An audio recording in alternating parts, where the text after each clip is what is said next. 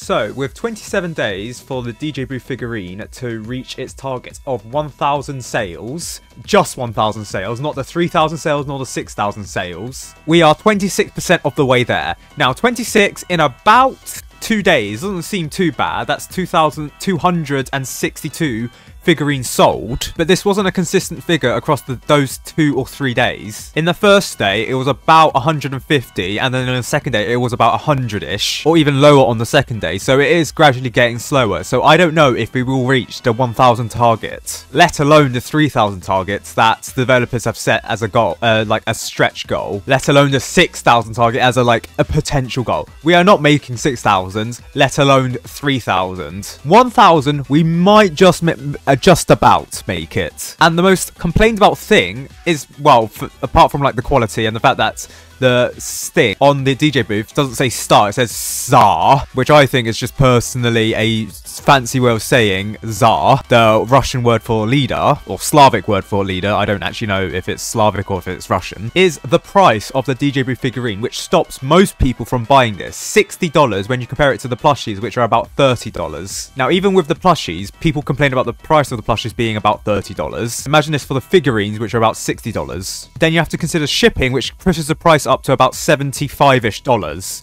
which is quite a lot for most people. Now, what I suspect is most people are going to wait until we are close to the 1,000 target, and then people will start buying it en masse because they want reassurance that they'll get the skin, and the closer we are to getting the skin, the more likely that more people will buy it. So that's what I think will happen. Then again, we'll just have to wait and see. Now, the reason why it's so expensive is because people have speculated that the molds to make this looks custom made. It looks like it's 3D printed. It looks very customized for this figurine itself, and it's comparatively quite large, and it looks like it has a lot of complex moving parts. Not complex moving parts, but it is quite a big thing. It's not like a tiny little Lego thing. And even those Lego things, they're quite, even though they're high quality, yes, they're tiny, and they are expensive as well. When you're looking at Jazzwares, yeah, even the Jazzware figures, you may think, oh, they're quite cheap. They still cost about $10, $20. And the Paradoxum Games figure, at least to scale, they look quite comparatively big. Plus, you have all the custom printing and then all the custom colors.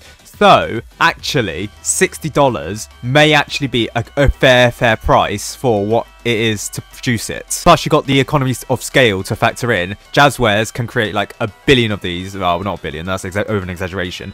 Paradoxum Games may not even sell 1,000 of these. That's why they have to kickstart this to determine what the demand for this is going to be. 1,000 units is probably going to be just about profitable for them to make this. A lot of people have complained that they could feed themselves for a week before they even think about buying the DJ Booth figurine. So I am going to now compare what you could buy instead of getting the DJ Booth figurine. Actually, I'm not going to do that. I'm going to see how long it takes to earn the DJ Booth figurine in the most popular countries for Tower Defense Simulator players.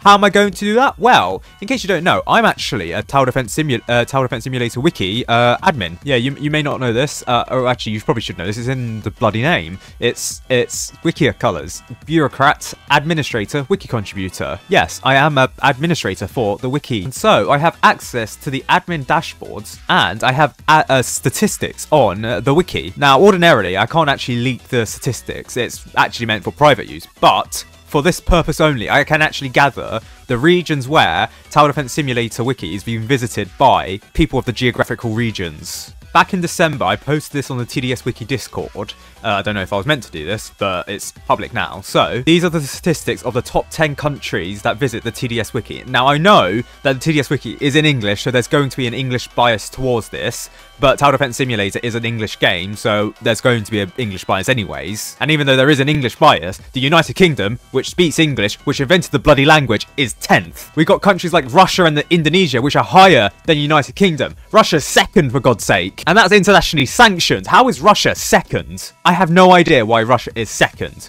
But that just goes to show that even though the Tower Defense Simulator Wiki is biased towards English speakers, it doesn't seem to have an effect on where people are geolocated. And yes, it's affected by VPNs as well, but it's the best thing we have. So we're just going to compare for these countries, how long it takes for them to buy the DJ Booth figurine. And I know people from Russia can't buy the DJ Booth figurine because we can't ship to Russia. And I'm using the royal we. I'm not part of Paradoxum Games staff. I just say we. When I say we, it's the royal we. Like, try ship to Russia now, you're going to get globally sanctioned. So there's no point. But if you were Dmitry Mendevev or something, how long would it take for you to ship DJ Booth figurine to your Russian Moscovian chateau? Well, firstly, we'll start with the United States, which comparatively is like double Russia. I mean, it's to be expected. The United States of America, the richest country on earth, highest population, is where Roblox was invented. So it's going to assume that most people buying the DJ figurine is from America. Now, there are two ways we can look at this. We can either look at the average salary, which is the median salary, or we can look at the mean salary. The problem is the average salary, I don't know what they use. So we're just going to have to look at the first Google results that we get. So in December 2020, the average hourly wage in America was $29.81. This means for someone to buy the DJ Booth figurine, which is about $60, well, are we going to include shipping in it, which is about, let's say, a round sum of $80. So for someone in America to buy the DJ Booth figurine, richest country in the world, by the way, they need to be working for 2.68 hours. And this is the average salary in America. This isn't assuming that you're an 18-year-old. I guess the average hourly wage for an 18-year-old in America is much lower. Yes, the average teen salary is $18.04 per hour. In that case, it's 4.4 hours to earn a DJ Booth figurine. That is quite a while. I don't know how long you're legally allowed to work per day in America, but that's quite a lot of time just for a DJ Booth figurine. Heading over to Russia now. Right, so the average hourly rate in Russia is 600 rubles, which is about 7.15 US dollars. I don't know what the conversion rate right now is because of the sanctions, but we're just going to assume 7.15 US dollars. In that case, it will take 11.18 hours for the average Russian to buy the DJ Booth figurine. Meanwhile, the average 18-year-old gets 120.26 rubles, so that is $1.20. Oh no, oh dear. 66 hours and 66. Oh dear, no, 66 hours. That's what, how long? 2.75 days. So you're working for 2 3/4 of a day just for a DJ Booth figurine if you're an 18-year-old in Russia. Jesus Christ, Lord above. We got Indonesia. Now, shout out to Indonesia. I know there are a lot of you watching, so let's see how long it takes for you to work for the DJ Booth figurine. As far as I'm aware, there is no currency conversion rates figuratively for the DJ Booth figurine, so I don't know if there's any discounts if you set your shipping to Indonesia, but for now, I'm just going to assume that it's the same throughout all countries. So, according to Indonesia, the average is that per hour. Converting over to US dollars, it's that. Oh, this is going to be low. This is going to be low. So, converting into this. In Indonesia, it'll take you 69.25 hours to work for a DJ Booth figurine. Yeah, sorry guys, you guys aren't getting it. I'm very sorry. This is the average, by the way. I assume there's a lot of rich Indonesians out there who probably get it instantly.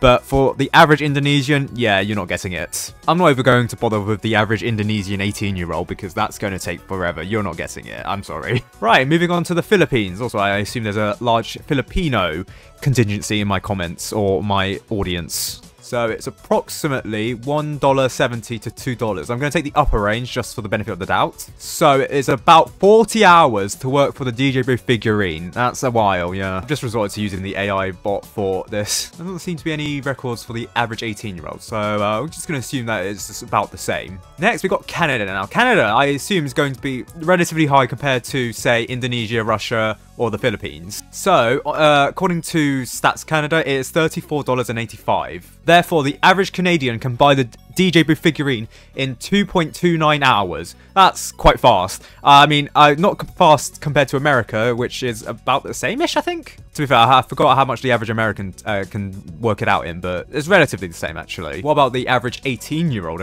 Canadian? $24.18. Okay, so 3.3 hours. So it's not too bad. Now, Vietnam. So in Vietnam, oh god, okay. Let's see. So I'm getting conflicting data here. I've got $7 according to the AI, but then I've got some regions. I've got region-based data here that says like $0.8 dollars? What? Right, okay, so we're just gonna do it based on this. So the average is that per hour, which is actually higher than I expected it to be compared to like the Philippines or Indonesia. So $6.46. So the average Vietnamese person can buy the DJB figurine in 12 hours 38, which is a lot shorter than I expected. Only half your day working your ass off. Okay. Meanwhile, in Malaysia, it is apparently about $2.85 that the average Malaysian makes. So 28 hours the average Malaysian can get the DJ booth figurine. Why is Vietnam so high? Jesus Lord. Then we got Thailand. Average hourly wage is $1.26. Okay. Which is 63 hours, 63 and a half hours. I would have expected Thailand to be higher than Vietnam, but fair enough. Then we got Australia. Okay, so Australia I expect to be much higher than these countries. So 37.68 per hour, that's going to be quite high. It's going to be like 3 hours or something. Yeah, 2.12 hours. So actually, that's quite short. For an 18-year-old, that's 16.46. So actually, I think that's actually less than the Canadians. Yeah, so 4.86 hours, so much longer than the Canadians, an extra hour. Finally, my great country of the United Kingdom. I don't know actually what our average salary is in the UK. Okay, I'm getting conflicting reports. £24 here, and then £18.70 here. Right, let's just take the average hourly pay for all employees, £13.57. So apparently we make $16.72 per hour here. So yeah, apparently we're quite poor compared to Canada, Australia and the United States. Apparently it's because the UK has more protections for employees than the US, and this is paid for in the form of better social welfare. Anyways, as a result, in the UK, for the average person, it will take 4.78 hours to get the DJB figurine, which is actually quite high compared to, say, Canada or the United States or Australia. And the national minimum wage for 18-year-olds is £8.60. So that's the minimum wage that the 18-year-olds will get. So we're going to assume that this is what most 18-year-olds will get. So for most people, for most 18-year-olds buying the DJB figurine, you'll have to work for 9 hours to get that figurine. That is quite expensive, Jesus. So yeah, DJB figurine, quite hard to work for. You're at least going to work for 2 hours just to get the DJB figurine in whatever job you get. And that's assuming you're an average person. If you're playing Tower Defense Simulator, I'm going to assume that you're a very lazy person and you're not the average person. However, if you are some Saudi prince with oil money, you know, you can just buy everything and, you know, just bump everything along and buy like 10,000 figurines just to help, you know, us along, please. Thank you. Or not, you know, you probably have other selfish interests. Like, I don't know.